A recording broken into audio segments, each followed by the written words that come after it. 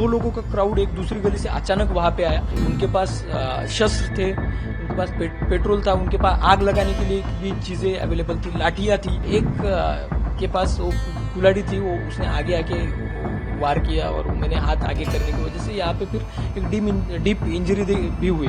नागपुर में 17 मार्च की रात हुई हिंसा में डीसीपी निकेतन कदम कुल्हाड़ी से हुए हमले के शिकार हो गए थे। उन्होंने एएनआई से बात करते हुए बताया कि उस दौरान क्या स्थिति थी। उन्होंने दो समूहों के बीच हुई हिंसा को लेकर पूरी जानकारी दी।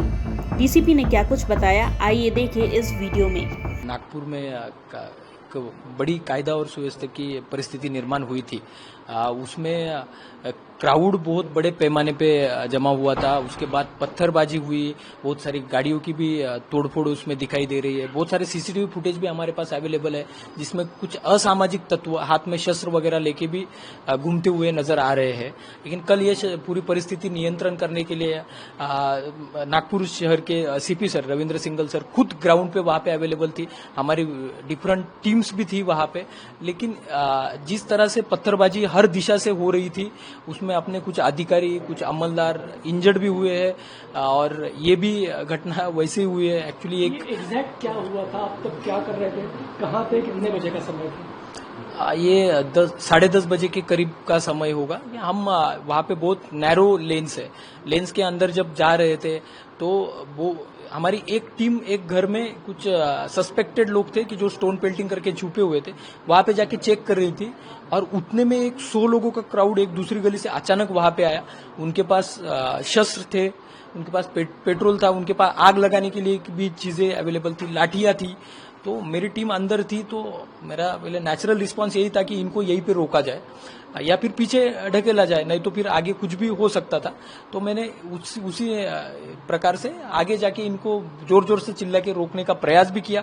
उनमें से कुछ लोग पीछे भी हट गए, लेकिन एक के पास वो कुल्हाड़ी थी, वो उसने आगे आके वार किया और मैंने हाथ आगे करने की वजह से यहाँ पे फिर एक डीप इंजरी भी हुई।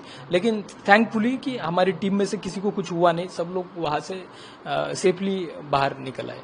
वो जो मॉब था, वो क्या आपको लगता था ये पूर्व नियोजित उनका पूरा ये एक तरीके से प्लान था, ऐसा आपको लगता? जब हम वहां पे गलियों में अंदर जा रहे थे तो हर गली में बड़े पैमाने पे मॉब दिख रहा था और कुछ पैमाने पे ऊपर से, बिल्डिंग के ऊपर से भी पत्थरबाजी होती हुई दिख रही है। और बिल्डिंग के ऊपर पत्थर कैसे गए, ये तो पहला सवाल उसमें आता है। तो कुछ लग तो रहा है इसमें प्राथमिक दृष्टि की कुछ ना कुछ इसमें नियोजन हो सकता है, लेकिन अपने इन्वेस्टिगेशन का पार्ट है वो, उसमें सारी चीजें क्लियर होगी। सोशल मीडिया भी चेक किया जाएगा, क्योंकि बहुत सारे सोशल मीडिया पे भी मैसेजेस वायरल हुए थे, वो ऑलरेडी हमने वो एविडेंसेस गैदर किए हैं, तो सारी चीजें क्लियर हो जाएगी। उनका जो टारगेट था वो उनका अपोजिशन था या फिर पुलिस थी?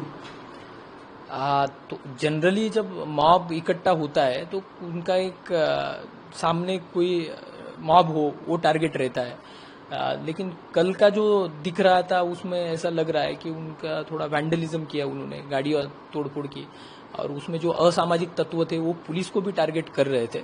उनको जल्दी आइडेंटिफाई किया जाएगा कि अपने पास फुटेजेस अवेलेबल है और उनके ऊपर स्ट्रिंजेंट लीगल एक्शन भी ली जाएगी। ये पूरे वाकये के बाद खुद सीएम ने आपसे बात की है, आपके धाड़स की तारीफ की है।